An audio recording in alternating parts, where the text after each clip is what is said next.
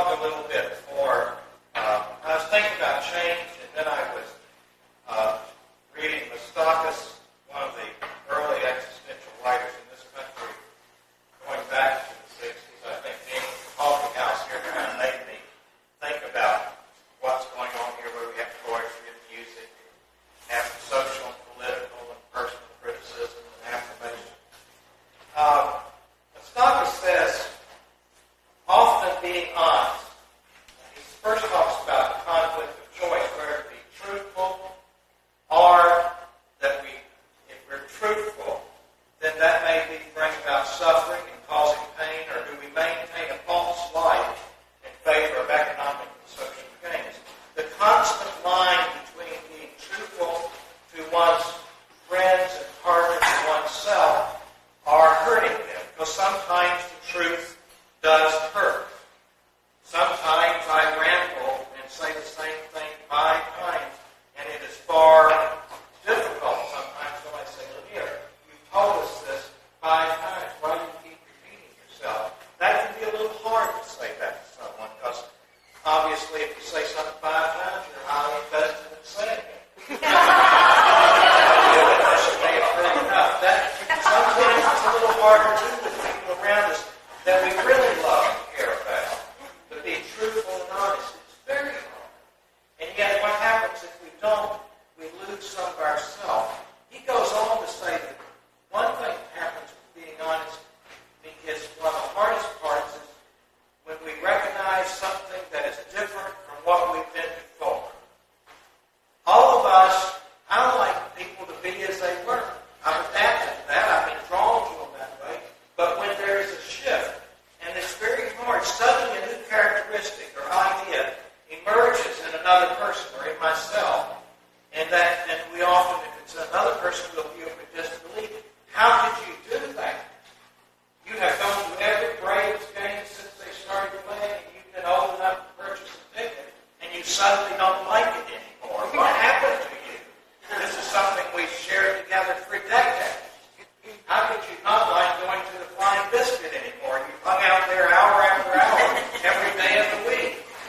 We expect consistency, and when the person behaves differently, we're surprised and sometimes shocked. We count on consistency, and often we're hurt when we are turned away by a friend or when we are denied.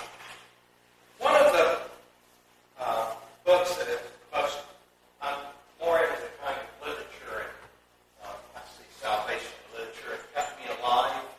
Many of us survived by our secret readings as children when we got into the back stacks of the libraries.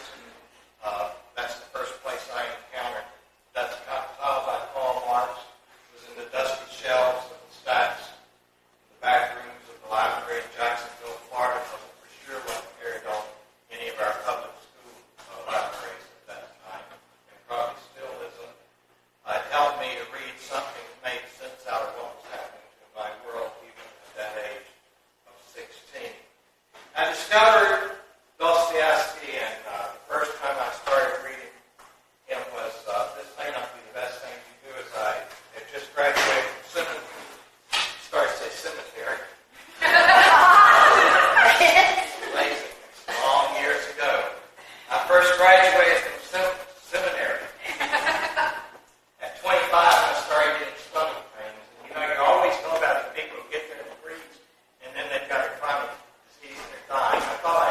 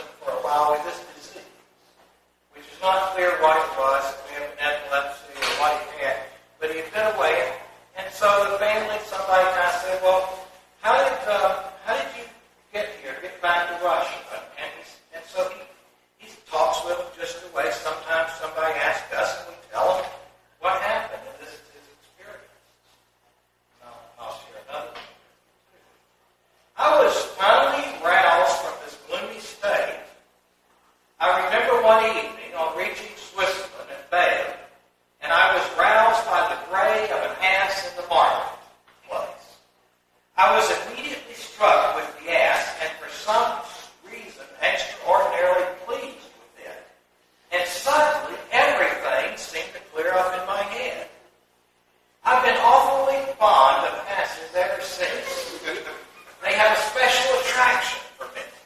I began to ask about them because I'd never seen one before.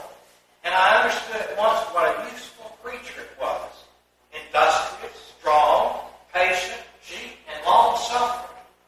And so through the ass, all Switzerland began to attract me, so that my melancholy passed completely. That's all very strange, but you can pass over the ass. Let's come to something else. Why do you keep laughing? Angela, that was one of the daughters, and you had done. Prince told us splendidly about the ass. He has seen it himself, and what have you seen? You've never been abroad?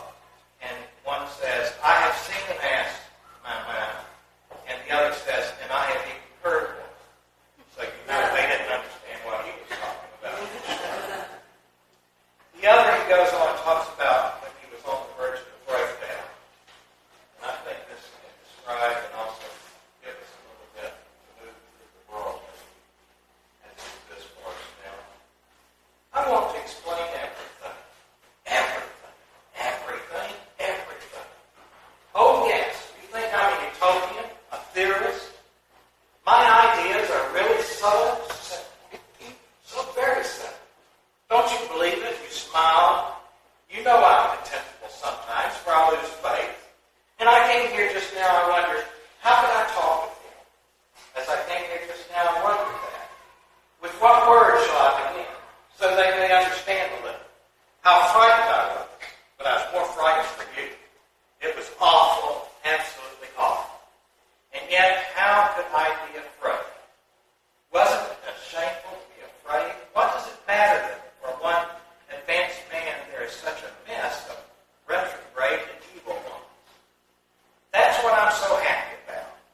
That I am convinced now that there is no such mess. And that all living material, everything is living material. There's no reason to be troubled because we are absolutely absurd. We're absolutely absurd. You know it's really true that we're absurd, that we're shallow, have bad habits, and we're bored, and we don't know how to look at things, that we can't understand. We're all like that, all of us. You and I and they. And you are not offended at my telling you to your faces that you're absurd, are you? And if that's so, aren't you good material? Do you know, to my thinking, it's a good thing sometimes to be absurd? It's better, in fact. It makes it easier to forgive one another. It's easier to be humble. Isn't it wonderful? A little humble. What it's nice to be able to forgive each other for being absurd and being inhuman. And what it talks about is basically absurd. And when I know that some people, as Dostoevsky kept wanting to understand, I want to understand everything. I want to understand everything. I want to understand. Sometimes I say, I want to understand why you're saying mean things to me. I want to understand why you think you think. And sometimes I just say, stop. I'll never understand what goes on in another person's head. What I can understand is you're saying mean things to me. You don't have to get confused about that. And I can respond to that. It's all right. There are a lot of things that don't make sense. Some of us have never yet forgiven the powers of being in the universe, whatever those transcendent powers that throw us into a world that don't always make sense. A lot doesn't make sense. What's been the hardest for me for years, and I used to get so angry, was when sensible people did dumb things. You would think that certain things, especially working in places, I've worked in retail places, and they would do things that would demoralize the employees. And I think, why did they do that? They know that's dumb. We know that doesn't work. We know that not being positive, we know negativity don't work. Punishment doesn't work. I don't care how many more police, how many more prisons we build. There is empirical